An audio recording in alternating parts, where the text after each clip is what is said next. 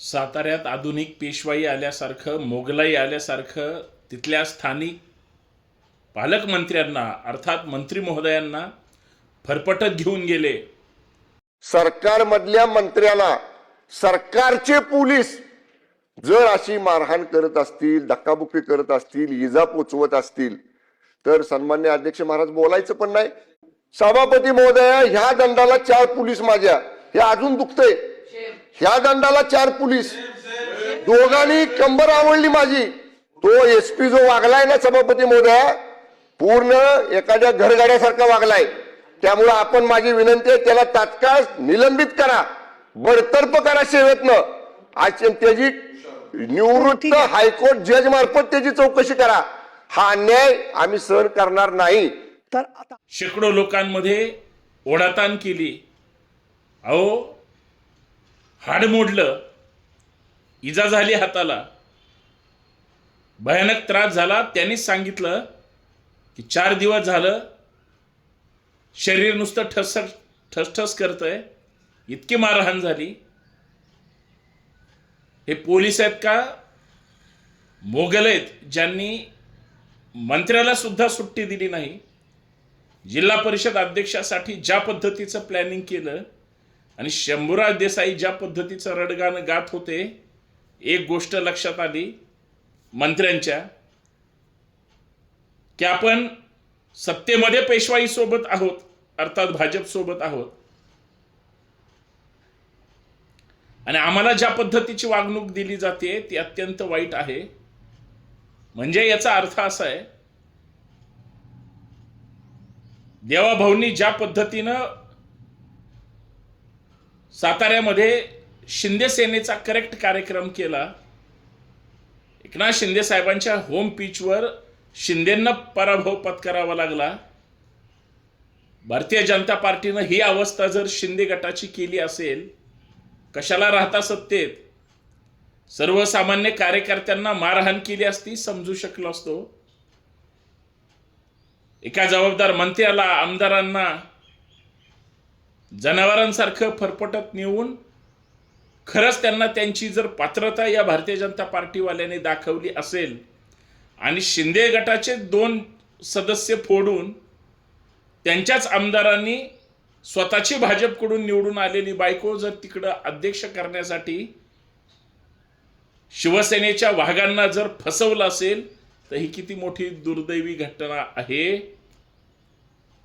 आणि हे राजधानी साताऱ्यात घडलंय। भाजपनं त्यांचा गड राखला, पण कोण कुठल्या पक्षात आहे, कोण कुणाचं काम करतोय काही कळत नाही।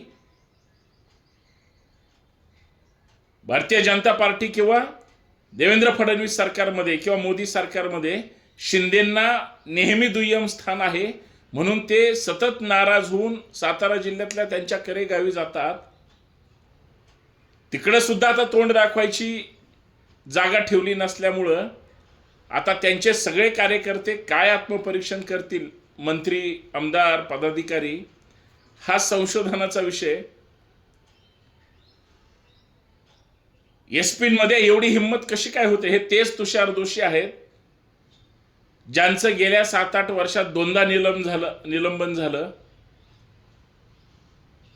एकदा अंतरवली सराठीमध्ये हे तेच तुषार दोषी आहेत ज्यांनी अंतरवली सराठीमध्ये मराठा आरक्षण आंदोलनामध्ये मंत्रालय किंवा वरच्या स्तरावरून आदेश आल्यानंतर ते आंदोलन चिरडून टाकण्यासाठी अमानुषपणे मराठा महिलांवर, पुरुषांवर, मुलांवर अत्यंत विदारक पद्धतीनं, भयानक पद्धतीनं लाठीचार्ज केला होता। ते हे तुषार दोषी साहेब आहेत। त्यावेळेस सुद्धा प्रचंड आंदोलन करून किंवा आवाज उठवून जरांगे पाटलांनी त्यांना निलंबित करायला लावलं होतं, कारण ती कृती तशी प्रचंड वेदनादायी होती। आणि त्याच्यानंतर आता साताऱ्यात सुद्धा त्यांनी जिल्हा परिषद अध्यक्ष भाजपचा करण्यासाठी पोलिसांनी भारतीय जनता पार्टीच्या संबंधित आमदारांच्या किंवा इतर नेत्यांचं ऐकून सत्ताधारी पक्षाच्या मंत्र्यांना फरफटत ओढत आणून, आणि ते पण 100-125 साध्या वेशातले पोलीस असं पिशवी हातात उचलल्यासारखं देसाई साहेबांना उचललं आणि इकडे तिकडे असं गोल फिरवत होते. ही मंत्र्यांची अवस्था. मंत्री अधिवेशन चालू आहे अर्थसंकल्पीय, तिथं म्हणतात की 4 दिवस झालं माझ्यासारख्या मंत्र्याला ज्या पद्धतीनं त्रास दिलाय, फरफटत नेलंय, हाताचं बोट त्यांचं फ्रॅक्चर झालंय, हाड मोडण्यापर्यंतची परिस्थिती. म्हणले पोलिसांनी प्रचंड त्रास दिलाय, कुणाला सुट्टी दिली जाणार नाही आणि त्या एसपींना निलंबित करावं. कोण? तुषार दोशी साहेब. मला एवढंच म्हणायचं आहे, एकनाथ शिंदे साहेब प्रामाणिकपणे मोदी आणि फडणवीसांसोबत सत्तेमध्ये असताना सुद्धा शिंदे साहेबांना दुय्यम वागणूक मिळत असेल आणि जी आता साताऱ्यात मिळाली, भारतीय जनता पार्टीनं त्यांचा जो काही एकत्र असण्याचा व्हीप पाळला नाही, शिंदे सेनेला सत्तेपासून बाजूला ठेवायचं, याच अर्थानं जर भाजपवाले वागले असतील तर ते किती दुर्दैव आहे. आणि ह्या हाल अपेष्टा शिंदे गटाचे खालचे नेते सहन करतायत किंवा जबाबदार नेते हे सगळं उघड्या डोळ्यांनी बघतायत. मला एवढंच म्हणायचं आहे, शिंदे साहेब तुम्ही यासाठीच अट्टहास केला होता का? यासाठीच शिवसेना फोडली होती का? यासाठीच उद्धव ठाकरेंना सोडलं का? यासाठीच तुम्ही भारतीय जनता पार्टी सोबत हात मिळवणी केली का? यासाठीच तुम्ही उद्धव ठाकरेंना मुख्यमंत्री पदावरून पायउतार केलं का? यासाठीच तुम्ही शिंदे साहेब एकंदरीत सरकार पाडण्याचं जे काम झालं आणि सगळ्यात महत्त्वाचं तुम्ही 40 आमदार घेऊन जे गुवाहाटीला गेले, ते याच साठी का हाच दिवस तुम्हाला पाहायचा होता का? कारण ज्या शिंदे साहेबांनी फडणवीस आणि मोदी साहेब, शहासाहेब यांच्यावर विश्वास ठेवून हे सगळं एवढं मोठं कांड केलं आणि शेवटी त्यांनाच भारतीय जनता पार्टी जर दुय्यम स्थान देणार असेल, त्यांचा अध्यक्ष झाला असता, सातारा जिल्हा परिषदेवर शिंदे सेनेचाच भगवा फडकला असता, परंतु तो फडकूला दिला गेला नाही.